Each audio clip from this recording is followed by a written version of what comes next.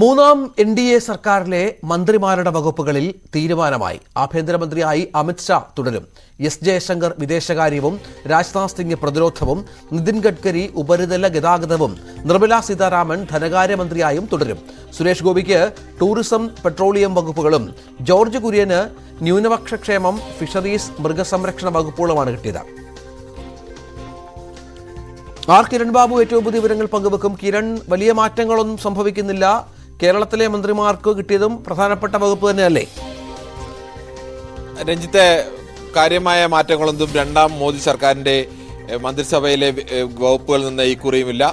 പ്രധാന വകുപ്പുകളിലൊന്നും തന്നെ മാറ്റമില്ല. ഏറ്റവും പ്രധാനപ്പെട്ട 4 വകുപ്പുകളും കഴിഞ്ഞ തവണ വഹിച്ചിരുന്ന മന്ത്രിമാർ തന്നെയാണ് വഹിക്കുന്നത്. ധനമായാലും, ആഭ്യന്തരമായാലും, വിദേശകാര്യമായാലും, പ്രതിരോധമായാലും അതേ മന്ത്രിമാർ തന്നെയാണ്. മന്ത്രിമാരുടെ ഓർഡർ നൽകിയിരിക്കുന്നത് BJP അധ്യക്ഷന്മാരിലെ സീനിയോറിറ്റി വെച്ച് തന്നെയാണ് ഓർഡർ നൽകിയത്. കഴിഞ്ഞ തവണയും അങ്ങനെ തന്നെയായിരുന്നു. ഒന്നാമത്തെ പ്രധാനമന്ത്രി കഴിഞ്ഞാൽ ആദ്യത്തെ പേരായി നൽകിയിരിക്കുന്നത് രാജ്നാഥ് സിംഗ് ആണ്. കഴിഞ്ഞ തവണത്തെ പോലെ ഇത്തവണയും പ്രതിരോധ വകുപ്പ് തന്നെയാണ് കൈകാര്യം ചെയ്യുന്നത്. രണ്ടാമത്തെ പേരായി നൽകിയിരിക്കുന്നത് അമിത്ഷായാണ്. അമിത്ഷാ ആഭ്യന്തര വകുപ്പാണ്. അമിത്ഷാ കഴിഞ്ഞ തവണയും അദ്ദേഹം ആഭ്യന്തര വകുപ്പ് തന്നെയായിരുന്നു. മൂന്നാമത്തെ പേരായി നൽകിയിരിക്കുന്നത് നിതിൻ ഗഡ്കരി. അദ്ദേഹവും BJPയുടെ ദേശീയ അധ്യക്ഷനായിരുന്നു. അത് റോഡ് ഗതാഗതം, ഹൈവേ വകുപ്പുകളുടെ ചുമതലയാണ് നൽകിയിരിക്കുന്നത്. മറ്റൊന്ന് JP നദ്ദ, നിലവിലെ ദേശീയ അധ്യക്ഷൻ. അദ്ദേഹത്തിന് ആരോഗ്യം, കെമിക്കൽ, ഫെർട്ടിലൈസേഷൻ വകുപ്പുകളുടെ ചുമതലയാണുള്ളത്. മറ്റൊന്ന് മധ്യപ്രദേശ് മുഖ്യമന്ത്രിയായിരുന്ന ശിവരാജ് സിംഗ് ചൗഹാന് കൃഷി, ഗ്രാമവികസനം പോലെ ഏറ്റവും പ്രധാനപ്പെട്ട വകുപ്പ് തന്നെയാണ്. നിർമ്മല സീതാരാമനാണ് ഇക്കുറിയും ധനവകുപ്പും കോർപ്പറേറ്റ് കാര്യവകുപ്പും. നേരത്തെയും നിർമ്മല സീതാരാമൻ തന്നെയായിരുന്നു. അതിൽ മാറ്റമുണ്ടാകുമെന്ന് ചില സൂചനകളുണ്ടായിരുന്നു, പക്ഷേ അതിൽ മാറ്റമുണ്ടായിട്ടില്ല. എസ് ജയശങ്കർ തന്നെയാണ് ഇക്കുറിയും വിദേശകാര്യം കൈകാര്യം ചെയ്യുന്നത്. അദ്ദേഹവും കഴിഞ്ഞ തവണയും വിദേശകാര്യ വകുപ്പ് തന്നെയായിരുന്നു. മനോഹർലാൽ ഖട്ടറിന് ഹൗസിംഗ്, നഗരവികസനം, ഊർജ്ജം തുടങ്ങിയ വകുപ്പുകളുടെ ചുമതലയാണ് നൽകിയിരിക്കുന്നത്. പ്രധാനപ്പെട്ട വകുപ്പുകളൊക്കെയും BJP നേതാക്കൾക്ക് തന്നെയാണ് നൽകിയിരിക്കുന്നത്. ഘടകകക്ഷികളുടെ എണ്ണത്തിനനുസരിച്ചുള്ള വകുപ്പുകളുടെ പ്രാധാന്യം കണക്കാക്കുമ്പോൾ വകുപ്പുകളുടെ പ്രാധാന്യം സാധാരണഗതിയിൽ ചില വകുപ്പുകൾക്ക് സമൂഹത്തിൽ വലിയ പ്രാധാന്യവും മറ്റു വകുപ്പുകൾക്ക് പ്രാധാന്യക്കുറവും ഒക്കെ കൽപ്പിക്കാറുണ്ട്. ആ കണക്ക് വെച്ച് നോക്കിക്കഴിഞ്ഞാൽ അങ്ങനെ ഏറ്റവും കൂടുതൽ വകുപ്പുകളുടെ പ്രാധാന്യത്തിൽ ലാഭം കിട്ടിയത് താരതമ്യേന കുറച്ച് MP-മാർ മാത്രമുള്ള 2 MP-മാർ മാത്രമുള്ള JDS-നാണ്. HD കുമാരസ്വാമിക്ക് സ്റ്റീൽ, ഹെവി ഇൻഡസ്ട്രീസ് വകുപ്പിന്റെ ചുമതലയാണ് ലഭിച്ചിരിക്കുന്നത്. താരതമ്യേന പ്രധാനപ്പെട്ട നേതാക്കൾക്ക് നൽകുന്ന വകുപ്പ് തന്നെയാണ്. ഘടകകക്ഷി മന്ത്രിമാരിൽ ആദ്യത്തെ നമ്പർ ക്രമം അനുസരിച്ച് നോക്കുമ്പോൾ ആദ്യം നൽകിയിരിക്കുന്ന പേരും HD കുമാരസ്വാമിയുടെ തന്നെയാണ്. TDP-യിലെ റാം മോഹൻ നായിഡുവിന് നൽകിയിരിക്കുന്നത് വ്യോമയാന വകുപ്പാണ്. അതും വളരെ പ്രധാനപ്പെട്ട വകുപ്പ് തന്നെയാണ്. നേരത്തെ വ്യോമയാന വകുപ്പ് UP-യുടെ കാലത്ത് NCP-യിലെ പ്രഫുൽ പട്ടേൽ വഹിക്കുകയും ഇത്തവണ അദ്ദേഹത്തിന് സഹമന്ത്രി സ്ഥാനം നൽകിയപ്പോൾ അതിൽ എതിർപ്പ് പ്രകടിപ്പിച്ചുകൊണ്ട് മാറി നിൽക്കുകയും ഒക്കെ ചെയ്ത വിഷയം കൂടിയുണ്ട്. അങ്ങനെ പ്രാധാന്യമുള്ള വകുപ്പ് തന്നെയാണ്. JDU-ലെ ലലൻ സിംഗിന് നൽകിയിരിക്കുന്നത് സാധാരണഗതിയിൽ ബീഹാറിൽ നിന്നുള്ള ഏത് പാർട്ടി അധികാരത്തിൽ വരുമ്പോഴും അവർ ഏറ്റെടുക്കുന്ന പഞ്ചായത്ത് രാജ്, ഫിഷറീസ്, മൃഗപരിപാലനം, ഡയറി തുടങ്ങിയ വകുപ്പുകളാണ്.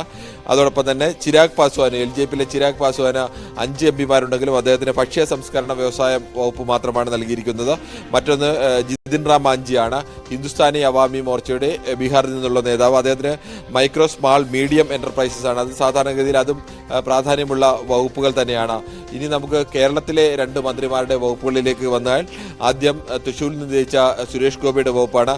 അദ്ദേഹത്തിന് ഫിഷറീസ്, മൃഗപരിപാലനം, അദ്ദേഹത്തിന് സുരേഷ് ഗോപിക്ക് പെട്രോളിയം, പ്രകൃതിവാതകം, ടൂറിസം വകുപ്പുകളുടെ ചുമതലയാണുള്ളത്. അതിൽ ടൂറിസം വകുപ്പ് സാധാരണഗതിയിൽ കേരളവുമായി ബന്ധപ്പെട്ടതും സാധാരണ ജനങ്ങളുമായിട്ടൊക്കെ ബന്ധപ്പെട്ടതും പ്രത്യക്ഷമായ വികസന സാധ്യതകൾ ഉള്ള ഒരു വകുപ്പ് തന്നെയാണ്. ആ വകുപ്പ് അദ്ദേഹത്തിന് ലഭിച്ചിട്ടുണ്ട്. മറ്റൊന്ന് പ്രാധാന്യമുള്ള വകുപ്പാണെങ്കിൽ അങ്ങനെ ജനങ്ങളുമായി നേരിട്ട് ബന്ധപ്പെടുന്ന ഒരു വകുപ്പ് അല്ലെങ്കിൽ അത്തരത്തിൽ വികസന പ്രവർത്തനങ്ങൾ സാധ്യത കുറവുള്ള വകുപ്പാണ് പെട്രോളിയം, പ്രകൃതിവാതക വകുപ്പ്. എന്നാൽ ജോർജ് കുര്യന് ലഭിച്ചിരിക്കുന്ന വകുപ്പുകൾ ന്യൂനപക്ഷകാര്യ വകുപ്പ് ലഭിച്ചിരിക്കുന്നു. പ്രത്യേകിച്ച് BJP-യുടെ കേരള പൊളിറ്റിക്സിൽ ന്യൂനപക്ഷകാര്യം പലപ്പോഴും മുസ്ലിം വിഭാഗത്തിന് മാത്രമാണ് കേരളത്തിലടക്കം ലഭിക്കുന്നത്. അതിൽ മാറ്റം വേണമെന്നുള്ള സഭകളുടെയൊക്കെ ആവശ്യം കൂടി പരിഗണിക്കപ്പെട്ടിരിക്കുന്നു. ക്രിസ്ത്യൻ വിഭാഗത്തിൽ നിന്ന് വരുന്ന കേരളത്തിൽ നിന്നൊരാൾക്ക് ന്യൂനപക്ഷകാര്യ വകുപ്പ് ലഭിച്ചിരിക്കുന്നു. അതോടൊപ്പം തന്നെ ഈ വിഭാഗത്തിൽ ജനങ്ങളുമായിട്ടൊക്കെ കൂടുതൽ ബന്ധപ്പെടാൻ കഴിയുന്ന ഫിഷറീസ് വകുപ്പും അദ്ദേഹത്തിന് തന്നെയാണ്. അതോടൊപ്പം തന്നെ മൃഗപരിപാലനം, ഡയറി, ഈ 2 വകുപ്പുകളുടെ ചുമതലയും അദ്ദേഹത്തിനാണ് ലഭിച്ചിരിക്കുന്നത്. ബീഹാറിൽ നിന്നുള്ള JDU നേതാവ് ലലൻ സിംഗിന്റെ കീഴിലാണ് അദ്ദേഹം സഹമന്ത്രിയായി വരുന്നത്. ഫിഷറീസ് വകുപ്പും മൃഗപരിപാലന വകുപ്പും ഡയറീസും ലലൻ സിംഗിനാണ് വരുന്നത്. ഇങ്ങനെയാണ് കേന്ദ്ര മന്ത്രിസഭയുടെ ഒരു ഏകദേശ ചിത്രം. പ്രധാനപ്പെട്ട വകുപ്പുകളൊക്കെ തന്നെ മന്ത്രിസഭാ രൂപീകരണ സമയത്ത് അതിനുവേണ്ടി ഘടകകക്ഷികൾ വലിയ വിലപേശലുകളും സമ്മർദ്ദമൊക്കെ ചെലുത്തിയെങ്കിലും അത്തരം വിലപേശലിനോ സമ്മർദ്ദത്തിനോ കാര്യമായ വഴക്കം BJPയുടെ ഭാഗത്തു നിന്ന് ഉണ്ടായിട്ടില്ല. അങ്ങനെ എങ്ങനെയാണോ മുൻകാലങ്ങളിൽ ഇത്തരം മുന്നണി സംവിധാനം വരുമ്പോൾ അത് ND ആയാലും UP ആയാലും ഘടകകക്ഷികൾക്ക് വകുപ്പുകൾ കൈകാര്യം നൽകുന്നത് അതിനപ്പുറത്തേക്ക് ഒരു പരിഗണന ഘടകകക്ഷികൾക്ക് നൽകിയിട്ടില്ല എന്ന് മാത്രമല്ല, പ്രധാനപ്പെട്ട വകുപ്പുകളൊക്കെയും തന്നെ ഇന്ത്യയിൽ നയം തീരുമാനിക്കുന്ന അടക്കമുള്ള പ്രധാനപ്പെട്ട വകുപ്പുകളൊക്കെയും BJPയിലെ പ്രധാന നേതാക്കൾ തന്നെയാണ് ഇക്കുറിയും വഹിക്കുന്നത്. ശരി, കിരൺ ബാബുവാണ് വിവരങ്ങൾ പങ്കുവച്ചത്.